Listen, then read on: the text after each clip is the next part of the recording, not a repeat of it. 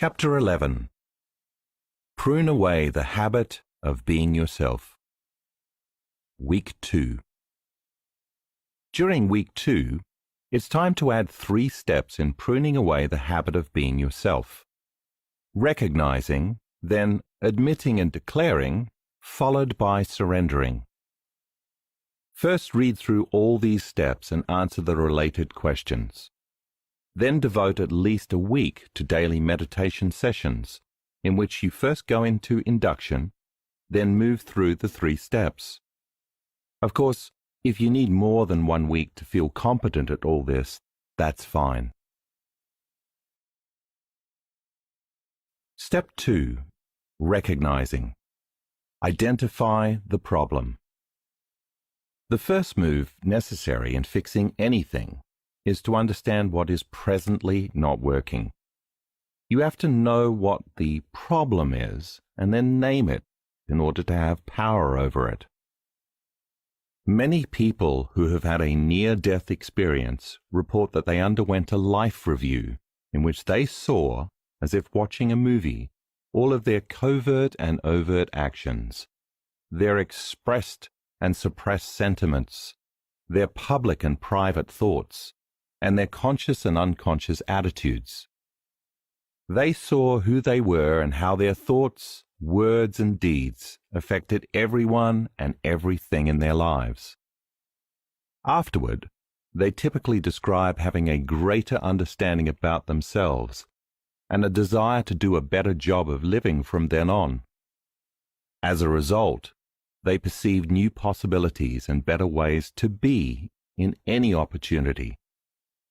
Having seen themselves from a truly objective point of view, they clearly know what they want to change. Recognition is like having a life review every day. Since you have all of the equipment in your brain to notice who you are being, why not do this before you die, and in effect be reborn in the same life? With practice, this type of awareness can help you override what would otherwise be the predetermined destiny of your brain and body. The automatic, enslaving, hardwired programs of the mind and the memorized emotions that have chemically conditioned the body. Only when you are truly conscious and aware do you begin to wake up from the dream.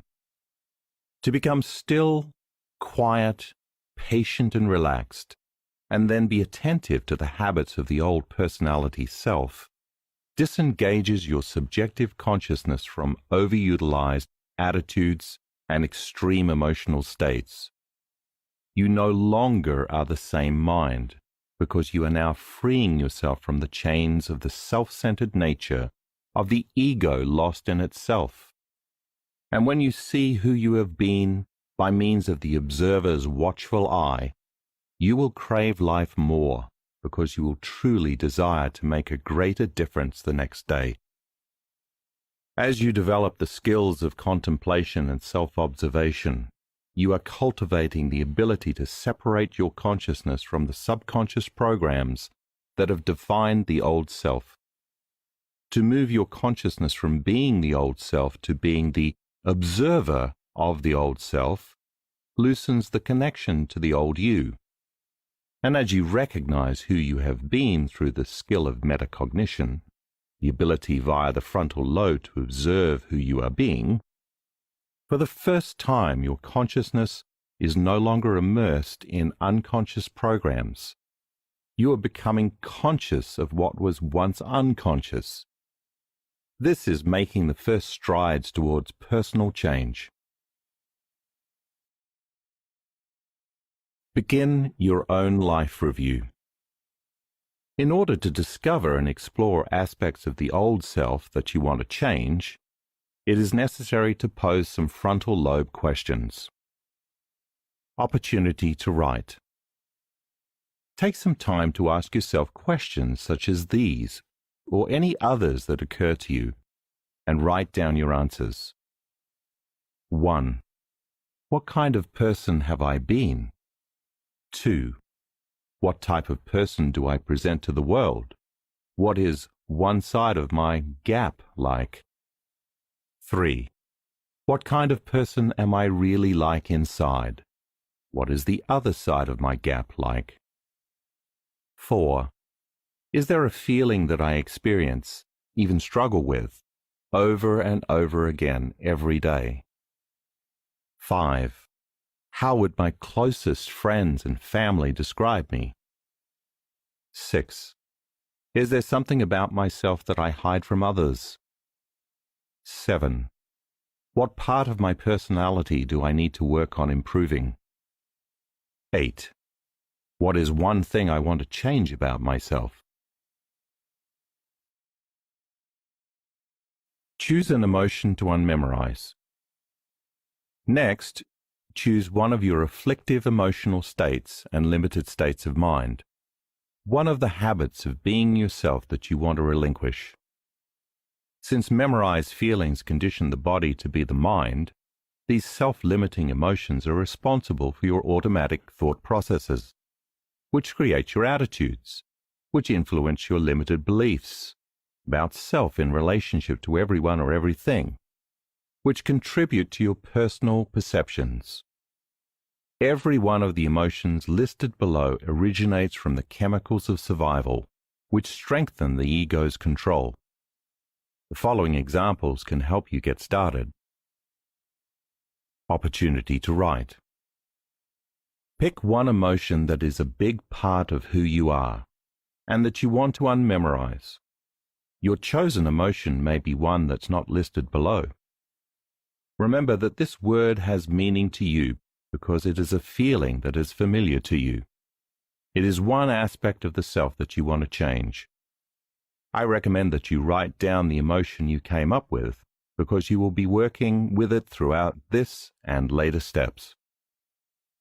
Examples of survival emotions: insecurity, hatred, judgment, victimization, worry, guilt, depression, shame, anxiety, regret, suffering, frustration, fear, greed, sadness, disgust, envy, anger, resentment, unworthiness, and lack.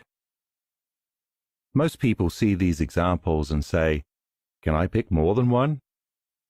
It is important in the beginning to work with one emotion at a time. In any case, they are all linked together neurologically and chemically. For example, have you ever noticed that when you're angry, you're frustrated? When you're frustrated, you hate. When you hate, you judge. When you judge, you're envious. When you're envious, you're insecure. When you're insecure, you're competitive. When you're competitive, you're selfish.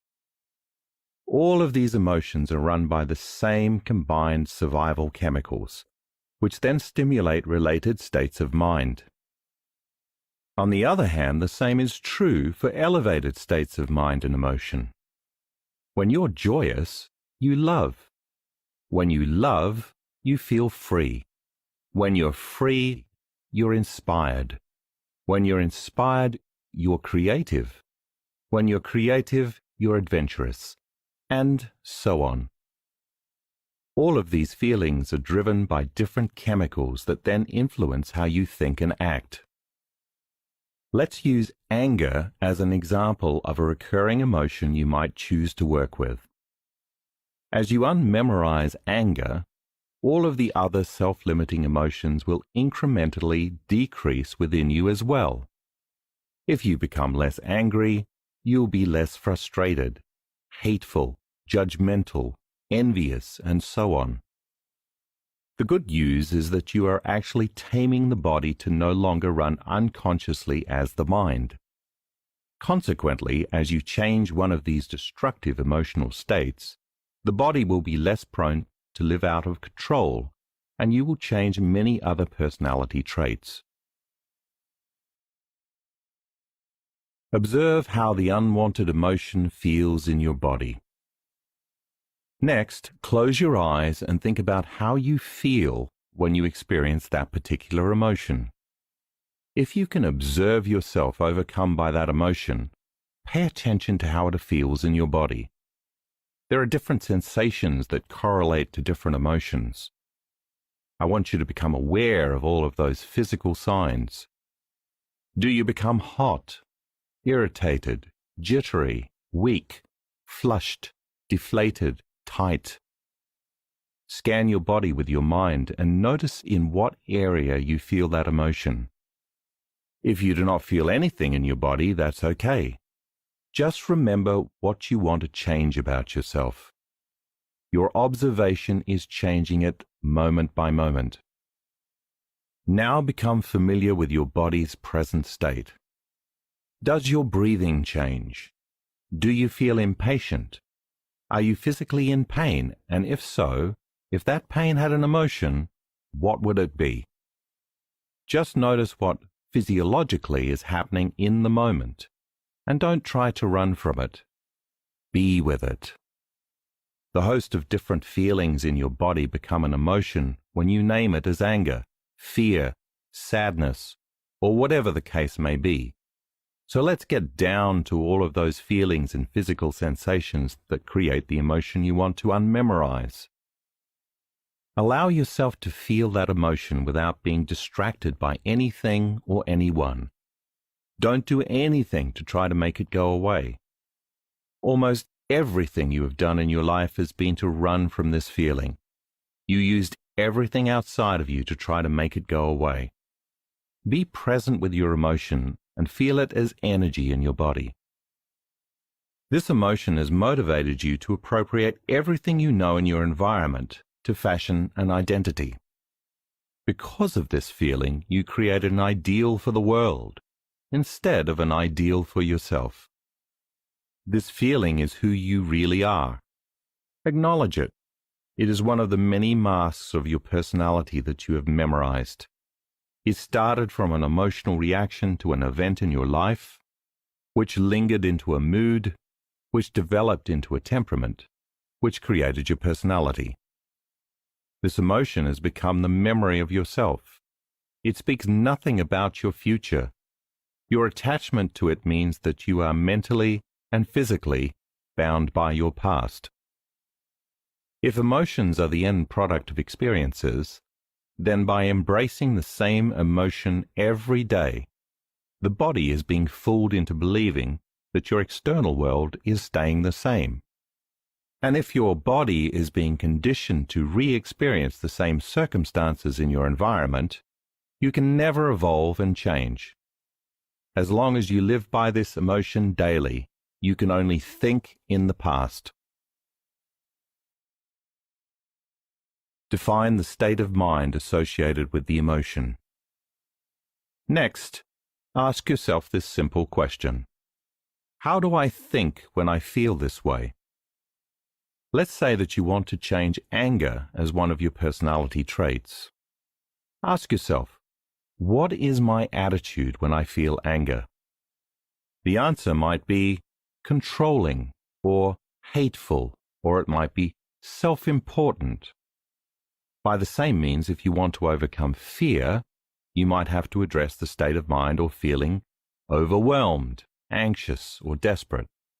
Suffering might lead to feeling victimized, depressed, lazy, resentful, or needy. Now become aware of or remember your thinking when you feel this way. What is the state of mind that is powered by this emotion? This feeling influences everything you do. States of mind represent an attitude that is driven by the memorized feelings subconsciously anchored in the body. An attitude is a series of thoughts that are connected to a feeling, or vice versa. It is the repetitive cycle of thinking and feeling and thinking. Therefore, you need to define your neural habit that is influenced by your particular emotional addiction. Opportunity to write.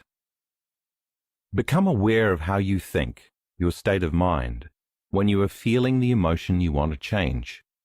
You may pick from the list below or add any that are not listed.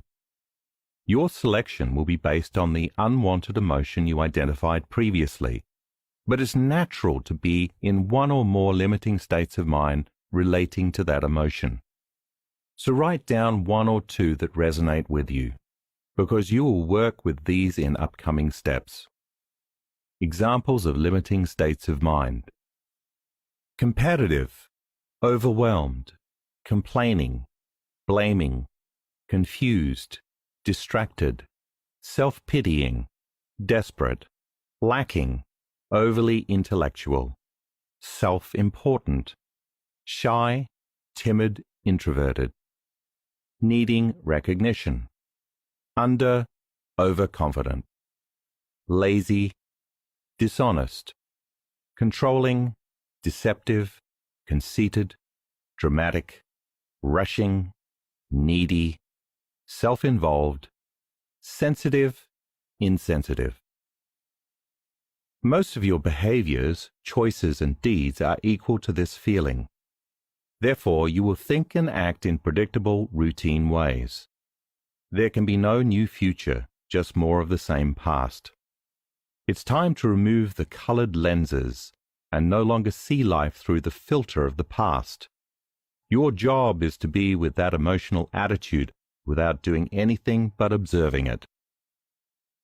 You've just identified an unwanted emotion and its corresponding state of mind that you want to unmemorize. But remember that you still have a couple of steps to read through before you integrate them all into your daily meditation. Step 3. Admitting and declaring. Admitting, acknowledge your true self rather than the self you show to other people. Allowing yourself to be vulnerable, you move beyond the realm of your senses and begin to introduce yourself to the universal consciousness that is the giver of your life. You develop a relationship with this greater intelligence, telling it who you have been and what you want to change about yourself, and admitting what you have been hiding. Owning up to who we really are and what our past mistakes have been, and asking to be accepted are among the most challenging things for us to do as humans. Think of how you felt as a child when you had to fess up to your parents, a teacher, or a friend. Have those feelings of guilt, shame, and anger changed now that you're an adult? Most likely you still experience them, but maybe not as strongly. What makes achieving Step 3 possible is knowing that we are admitting our faults and failures to our higher power and not to another similarly flawed human. As a result, when we admit to ourselves and to that universal power, there is no punishment, no judgment, no manipulation, no emotional abandonment, no blame, no scorekeeping, no rejection, no loss of love, no damnation, no separation, and no banishment. All of the preceding acts are derived from the old paradigm of God, which has been shrunk to the likeness of an insecure man, completely self-absorbed, steeped in the concepts of good and bad, right and wrong, positive and negative, success and failure, love and hate, heaven and hell, pain and pleasure, and fear and more fear. This traditional model must be addressed because one must enter this consciousness with a new consciousness. This enigma can be called innate intelligence, chi, divine mind, spirit, the quantum, the life force, the infinite mind, the observer, universal intelligence, the quantum field, invisible power, mother, father, life, cosmic energy, or higher power. Regardless of what name you give it, you must see this energy as an unlimited source of power within you and around you, which you utilize and create from throughout your life. It is the consciousness of intent and the energy of unconditional love. It is impossible for it to judge, punish, threaten, or banish anyone or anything, because it would be doing those very things to itself. It only gives in love, compassion, and understanding. It already knows everything about you. It's you who have to make an effort to know and develop a relationship with it. It has been observing you from the moment you were created. You are an extension of it. It only waits in hope, in admiration and in patience. It only wants you to be happy. And if you are happy being unhappy, that's fine too. That's how much it loves you. This self-organizing invisible field is wise beyond comprehension, because it exists through an interconnected matrix of energy that extends in all dimensions in space and time, past, present, and future. It records the thoughts, desires, dreams, experiences, wisdom, evolution, and knowledge from all of eternity. It is an immense, immaterial, multidimensional field of information. It knows much more than you and I do, even though we think we know it all. Its energy can be likened to many levels of frequency, and like radio waves, every frequency carries information. All of life on a molecular level vibrates, breathes, dances, shimmers, and is alive. It is completely receptive and malleable to our willful intentions. Let's suppose you want joy in your life. So you ask the universe for it every day. However, you've memorized suffering into such a state of being that you whine all day long. You hold everyone responsible for the way you feel. You make excuses for yourself and you mope around constantly feeling sorry for yourself. Can you see that you can declare joy all you want, but you are demonstrating being a victim? Your mind and body are in opposition. You are thinking a certain way one moment, then you are being something else the remainder of the day. Hence, can you humbly and sincerely admit who you have been, what you have been hiding, and what you want to change about yourself, so that you eliminate unnecessary pain and suffering before you create the related experiences in your reality? To vacate and lay down your familiar personality for a brief period of time and knock on the door of the infinite in a state of joy and reverence is so much more conducive to change than allowing your personality to be fractured by your insistent course of destiny, created by who you were repeatedly being.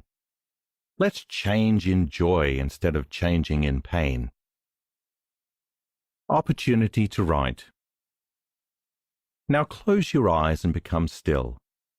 Look into the vastness of this mind and into yourself, and begin to tell it who you have been. Develop a relationship with the greater consciousness that is giving you life by honestly and inwardly talking to it. Share with it the details of those stories that you have carried around with you. Writing down what comes to you will be useful in later steps. Examples of what you might admit to your higher power. I am afraid of falling in love because it hurts too much. I pretend I'm happy, but I'm really suffering because I'm lonely. I do not want anyone to know that I feel so guilty, so I lie about myself. I lie to people so that they like me, and so I won't feel so unloved and unworthy.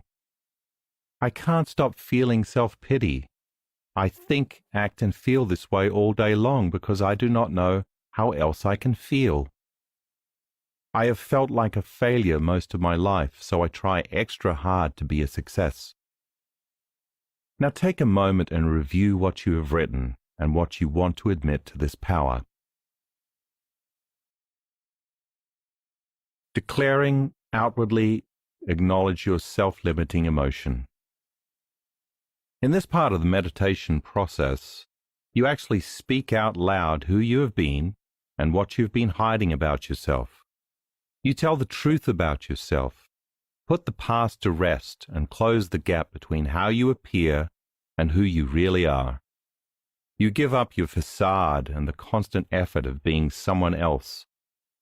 By declaring the truth about yourself out loud, you are breaking the emotional ties, agreements, dependencies, attachments, bonds, and addictions to all those external cues in your life.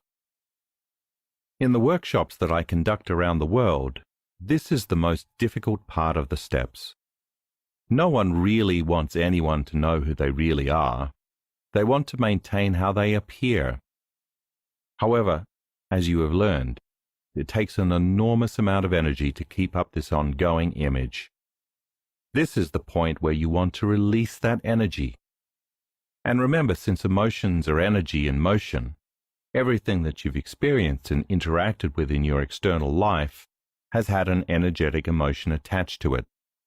Essentially, you are bonded to some person, thing, or place by an energy that exists beyond time and space.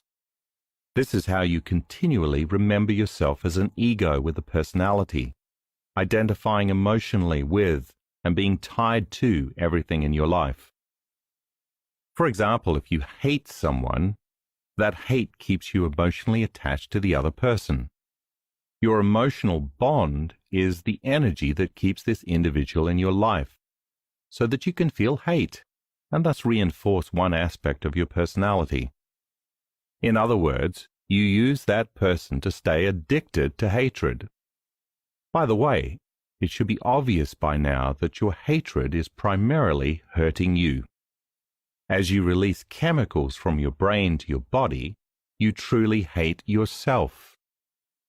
To speak the truth about yourself out loud in this step empowers you to become free from hatred and less connected to the person or thing in your external reality that reminds you of who you have been. If you recall the gap discussed earlier, you know that most people rely on the environment to remember themselves as a somebody. Therefore, if you have memorized an emotion as part of your personality, and you are addicted to it, then when you declare who you have been emotionally, you are calling energy back, releasing it to you from your emotional bonds with everything and everyone in your life. This conscious statement by you will free you from the old self. In addition, by claiming your limitations and consciously revealing what you have been hiding, you are freeing the body from being the mind. And for that reason, you are closing the gap between how you appear and who you really are. When you verbalize who you have been, you also liberate energy stored in your body. This will become free energy for you to use later on in the meditation to create a new self and life. Bear in mind that your body will not want to do this very readily. Your ego automatically hides this emotion because it doesn't want anyone to know the truth about itself. It wants to remain in control. The servant has become the master. But the master now must let the servant know that he or she has been delinquent, unconscious, and absent. So it makes sense that your body will not want to relinquish control, because it does not trust you. But if you just open your mouth and speak out in spite of the body's control, it will begin to feel lighter and relieved, and you will begin to be back in command. This is how you define who you really are without any associations to your external environment. You are severing your energetic bond to the emotional attachment of all the elements in the outer world.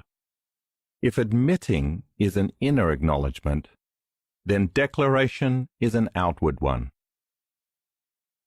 What is it that you want to declare? It's time to merge this part of step 3 with the previous part. Remember that you're building this section into one fluid process.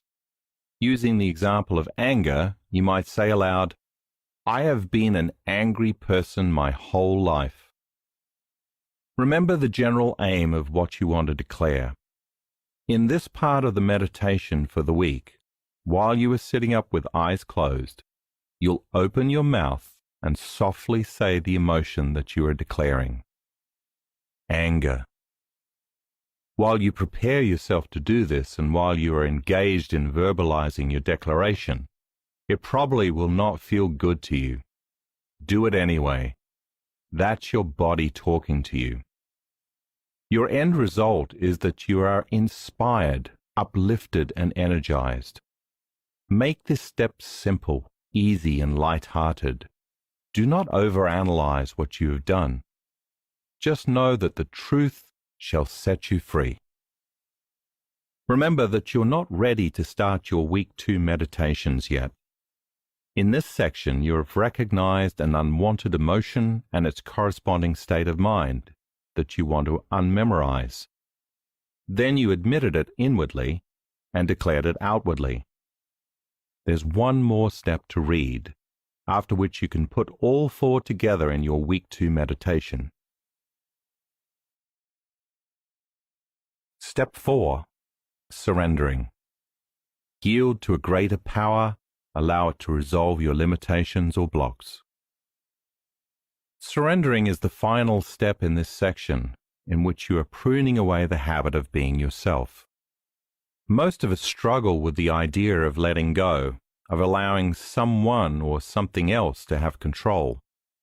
Keeping in mind whom you are surrendering to, the source, infinite wisdom, should make this process go much easier. Einstein said that no problem could be solved from the same level of consciousness that created it. The limited state of mind of your personality is responsible for creating your limitations, and the answer has not come to you. So why not go to a grander, more resourceful consciousness to help you overcome this facet of yourself? Since all potentials exist in this infinite sea of possibilities, you are humbly asking it to take your limitations from you in a different way than the mode in which you have been trying to resolve this issue. Since the best way to transform yourself has not occurred to you, and what you have been doing up to this point to overcome the problems in your life has not worked out yet, it's time to contact a greater resource. The consciousness of the ego could never see the solution. It is steeped in the emotional energy of the dilemma, and therefore it only thinks, acts, and feels equal to that mind. It only creates more of the same. Your change will be executed in a way that is unlimited from the objective mind's perspective. It sees you from the perspective of not being you. It perceives potentials that you have not even thought of because you were too busy being lost in the dream by responding to life in predictable ways. However, if you say that you have surrendered to the objective consciousness's assistance, yet still try to do things your own way, can you see that it is impossible for it to assist you in changing anything in your life? By your own free will, you would thwart its efforts. Most of us obstruct this mind because we go back to trying to resolve our problems by living within the same unconscious habitual lifestyle. We get in our own way. In fact, most of us wait until the ego is driven into the ground, to the point that we can no longer continue business as usual. This is when we usually surrender and receive some type of aid. You can't both surrender and try to control the outcome. Surrender requires that you give up what you think you know from your limited mind, especially your belief about how this problem in your life should be taken care of. To truly surrender is to let go of the ego's control, trust in an outcome that you haven't thought of yet, and allow this all-knowing, loving intelligence to take over and provide the best solution for you. You must come to the understanding that this invisible power is real, is fully conscious of you, and can completely take care of any aspect of the personality. When you do, it will organize your life in a way that is just right for you. When you ask for help by simply releasing to a greater mind the emotion you have admitted and declared, you won't have to bargain, beg, make deals or promises, commit halfway, manipulate, weasel, ask for forgiveness, feel guilty or shameful, live with regrets, suffer from fear, provide excuses. Moreover, you won't have to give your higher mind conditions like, you should, and it would be better if.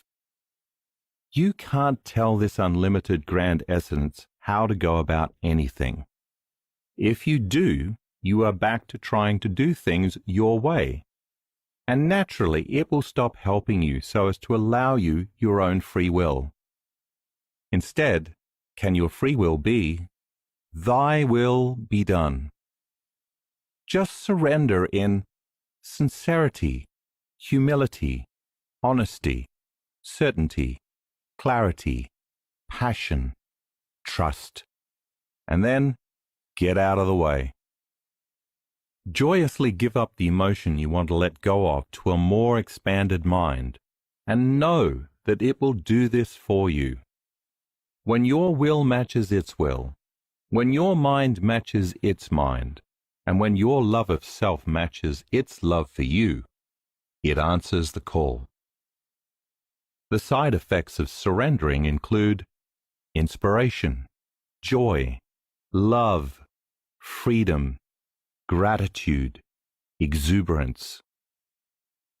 When you feel joy or live in a state of joy, you have already accepted the future outcome that you want as a reality. When you live as if your prayers have already been answered, this greater mind can do what it does best by organizing your life in new and unusual ways. What if you knew that some issue facing you had been completely taken care of? What if you were certain that something exciting or great was about to happen to you? If you knew it without a doubt, there would be no worry, no sadness, no fear, and no stress. You would be lifted. You would be looking forward to your future. If I told you that I was taking you to Hawaii in a week and you knew that I was serious, wouldn't you start to get happy in anticipation? Your body would begin to physiologically respond ahead of the actual experience. Well, the quantum mind is like a big mirror. It reflects back to you what you accept and believe is true. So your outer world is a reflection of your inner world. The most important synaptic connection you can make when it comes to this mind is to know that it is real. Think about how a placebo works. You know by now that we have 3 brains that allow us to evolve from thinking to doing to being. Often subjects with health issues who are given a sugar pill that they think is medicine accept the thought that they are going to get better, begin to act as if they are better, begin to feel better, and finally are being better. And as a result, the subconscious mind within them, which is connected to the universal mind all around them, begins to change their internal chemistry to mirror their new belief about their restored health. The same principle applies here. Believe that the quantum mind will answer your call and help you. If you begin to doubt, become anxious, worry, get discouraged, or overanalyze how this assistance might happen, you have undone everything that you originally accomplished. You got in your own way. You blocked something greater from helping you. Your emotions demonstrated that you disbelieved in quantum possibilities, and therefore you lost your connection to the future that the divine mind was orchestrating for you. This is when you have to go back and reinstate a more powerful frame of mind. Talk to the quantum mind as if it knows you very well and loves and cares for you, because it does. Opportunity to write. In anticipation of this conversation, write down some things you would like to say in your surrender statement. Examples of surrender statements. Universal mind within me, I forgive my worries, my anxieties, and my small-minded concerns, and I give them to you. I trust that you have the mind to resolve them much better than I could. Arrange the players in my world so that doors open for me. Innate intelligence. I release my suffering and my self-pity to you. I have mismanaged my inner thoughts and actions for long enough. I allow you to intervene and provide a greater life in a way that is just right for me. Prepare to surrender. Now close your eyes and begin to become familiar with what you want to say to this greater mind. Review what you have written so that you can take your limitations to it. The more present you are, the more focused you can become. As you begin to inwardly recite your prayer, remember that this invisible consciousness is watchful and aware of you. It notices everything that you think, do, and feel.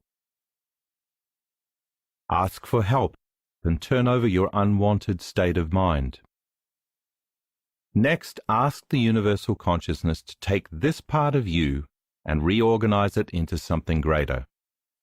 Once you do, then hand it over to this higher mind.